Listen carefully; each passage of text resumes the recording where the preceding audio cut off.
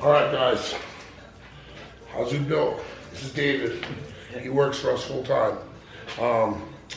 Today, I wanted to just kind of go over. You can see here in the background the drill charging station we made, and this old table that we have here that I built when I first moved into the house. This was my miter saw station. And today we're going to build a more proper miter saw station. So I wanted you to see, this is kind of an update to our shop tour, if you will. And I'm going to actually pan around the room and show you kind of what we did, so if it makes sense to you. And you'll see this from over here. So the miter saw station is now going to go from sort of that corner all the way over close to my electrical panel here. We'll show you that at the end. If you remember, over on this side we had that big black stand, and we had another small one over here where with our stains and our paints, and we took that up. We made room yesterday, moved that over to this area. It's where we're going to store all of our supplies and stuff for our woodworking, and then some household items, of course, as well. But you can see there's the miter saw station. We did a video on that, and we're going to shoot. So anyway, today what I'm doing now is going to be an update to the shop tour. So when you finally get to catch this, I wanted to show you this as well. Everything that was on that black stand is now up top. You can see it going across there because we built that thing above our garage doors, and man, that holds a shit ton up there.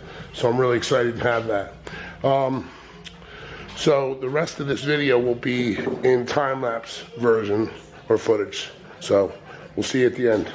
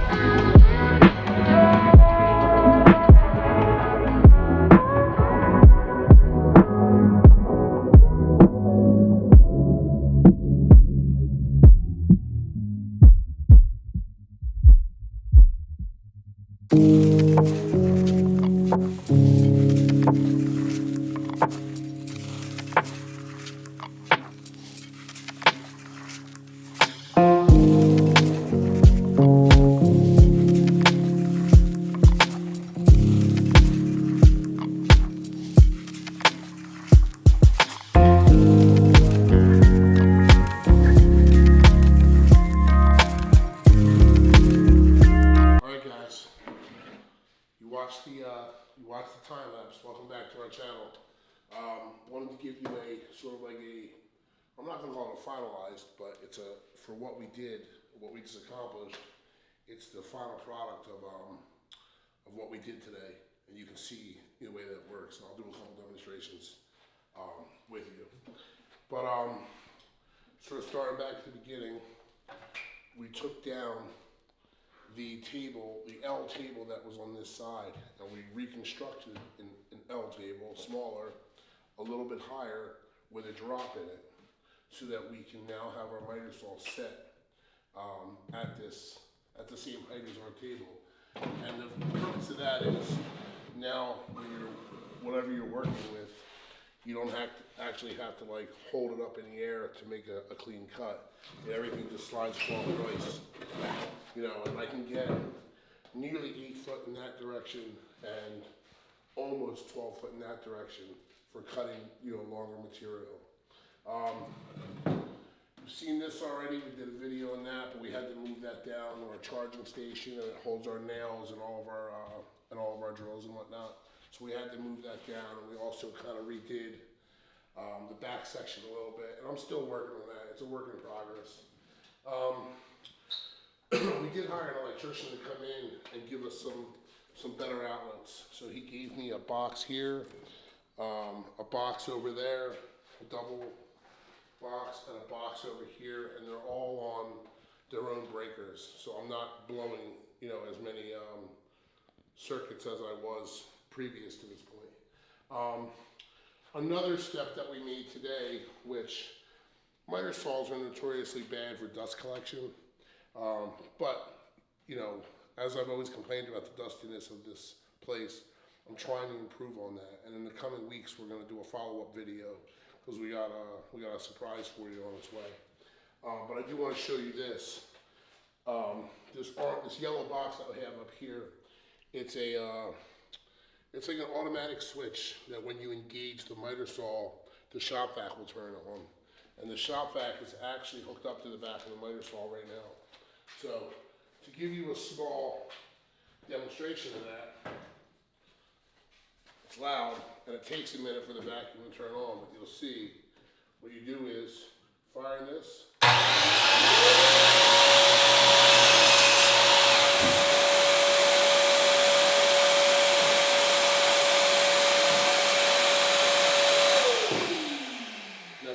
Seconds to shut off once you engage it, but so now I've got semi dust collection happening at the miter saw station, and then also I can turn that on and I can vacuum this little area up, which is nice.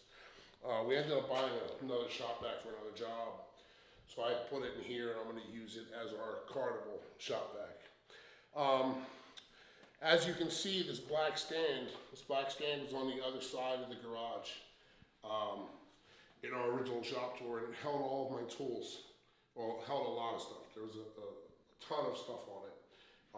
We moved it and we condensed everything on this. So this is our like actual shop shelf, which has all of our screws, nails, sandpaper, my radio, of course, all of our stains and paints, a little bench, some things that are going to be utilized for dust collection, ultimately rollers. I'm using it as a makeshift clamp stand.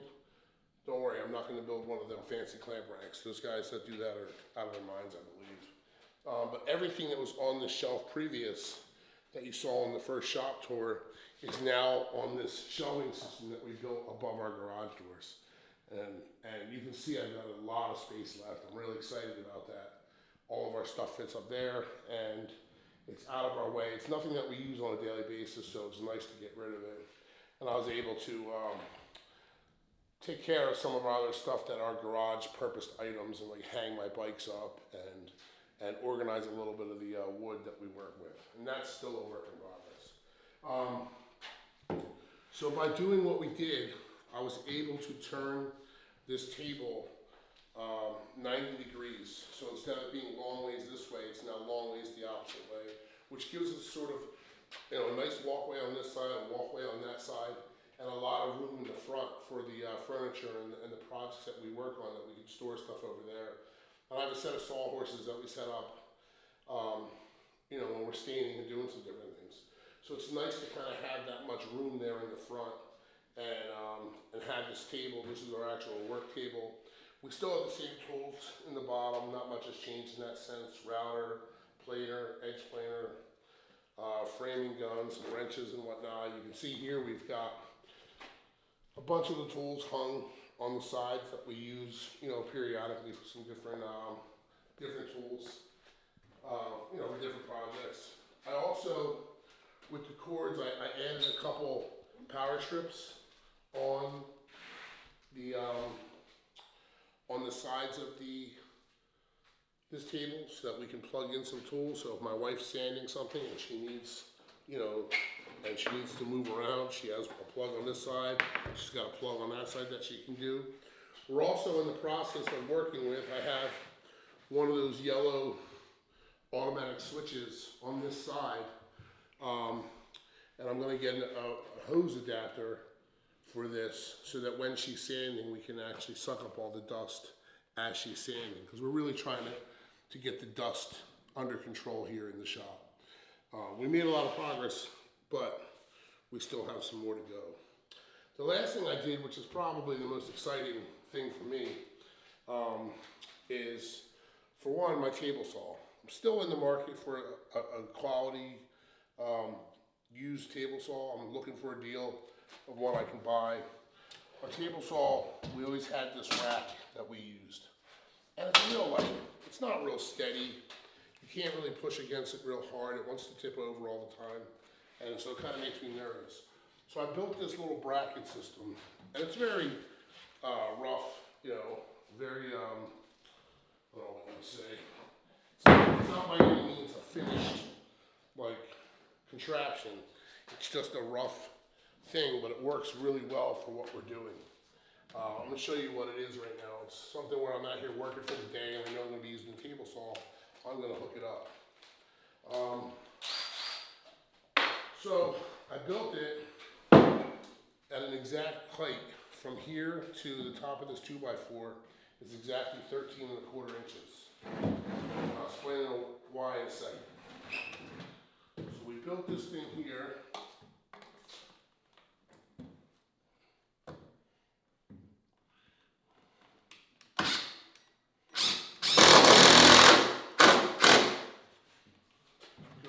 Fasten that side. What you do is I measured it so that if these are level or flush with the top of the table,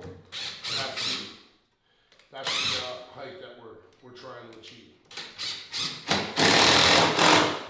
Flush, flush, very nice. When I first hung it the first time, I used some screws and it felt kind of weak. So I'm going to get rid of these. And now we're using some bigger 3/8 inch lag bolts to hold that up. And it's a simple contraption. I built it, as I said, at that height. I put some simple 45 sides on it to hold it square, so it doesn't, collapse or bend or anything on us. And now you just set your table saw. Left myself enough room that the fence can still slide across.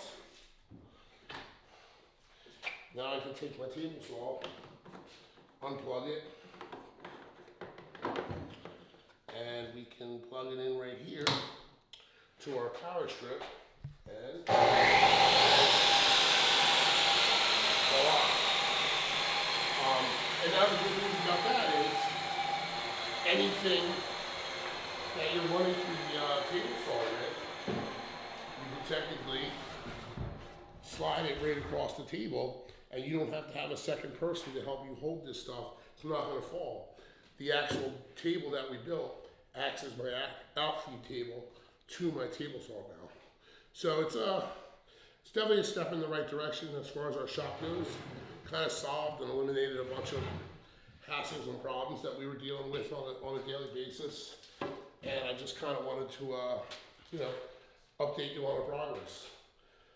For now, we've kind of slowed down a little bit on some of the furniture, but we're about to kick back into high gear.